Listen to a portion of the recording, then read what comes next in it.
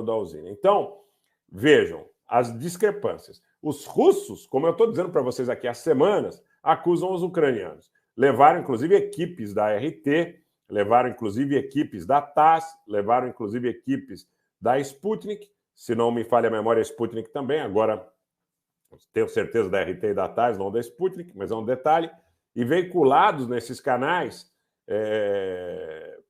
inclusive aspectos de dentro da planta, aspectos, inclusive, de estilhaços, de mísseis, de foguetes dentro da planta.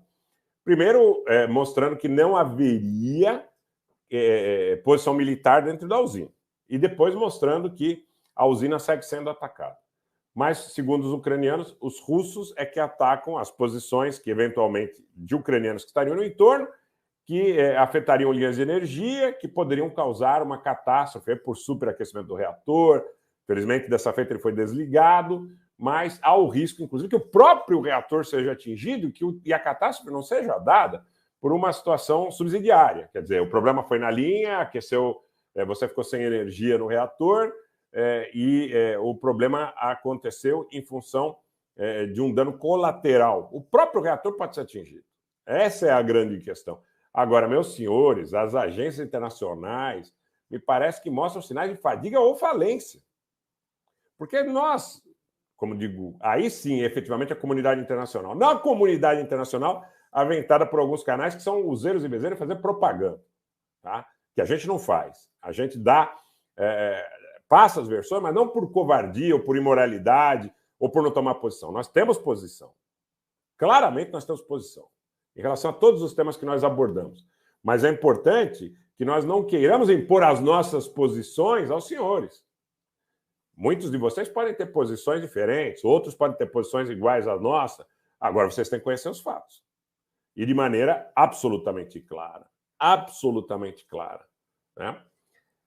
Como antecedente, 2003, quando os Estados Unidos invadiram o Iraque, com o apoio da Grã-Bretanha, nas Nações Unidas, o Colin Powell, já falecido, era então secretário de Estado nos Estados Unidos, levou imagens de armas de destruição em massa do Saddam Hussein, que foram corroboradas por toda a mídia internacional, pela Dona Globo, pela Deutsche Welle, pela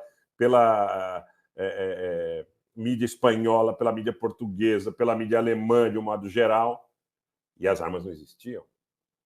Havia um brasileiro no ano anterior que foi afastado da OPAC, da Agência Internacional de Energia Atômica, por pressão do governo dos Estados Unidos, e o governo do Fernando Henrique Cardoso, bem verdade para você que CNN, não fez nada para evitar que o embaixador Bustani fosse afastado.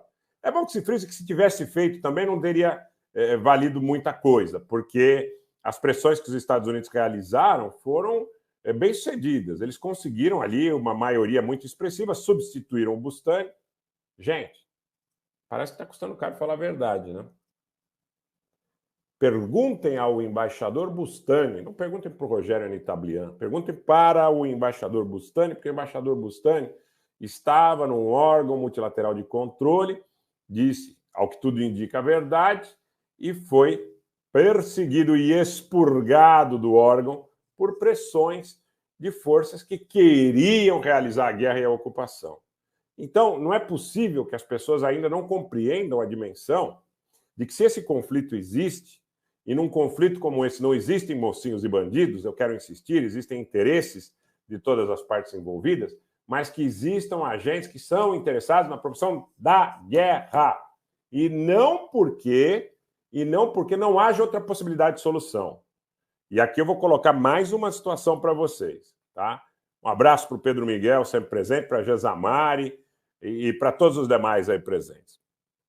E eu vou dizer uma coisa para vocês. Quando aconteceu na Líbia, em 2011, não havia ainda a possibilidade, vamos dizer assim, de um embate direto entre russos, chineses, os Estados Unidos, a Grã-Bretanha e a França, que capitanearam aquela operação.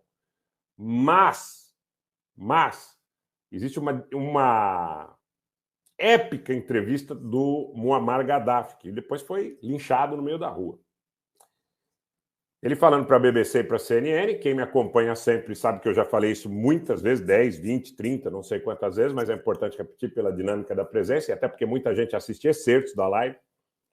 Ele disse para os apresentadores que aquela situação que acontecia, então, na segunda cidade mais importante da Líbia, que era Benghazi, era promovida a partir de interesses internacionais e que ele estava disposto a negociar a paz e garantias adicionais, inclusive com envio, ouçam o que eu estou falando, mais de 2.000 pessoas presentes, com o envio de monitores das partes, das cidades onde se alegava que o senhor Muammar Gaddafi promovia violência contra seu próprio povo.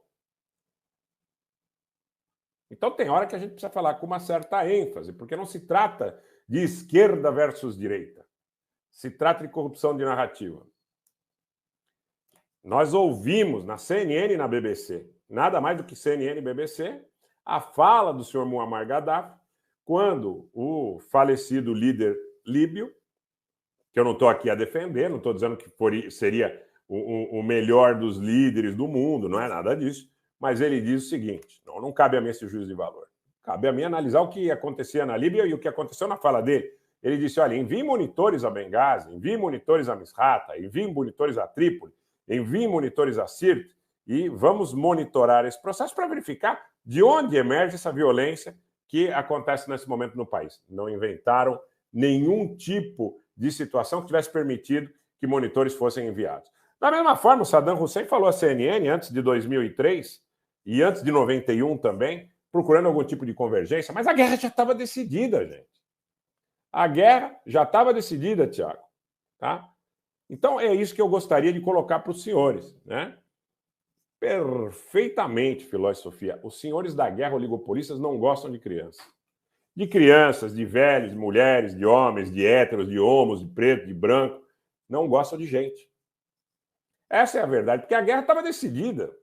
Estava decidida na Líbia, estava decidida no Iraque, e ao que tudo indica, estava decidida também na Ucrânia.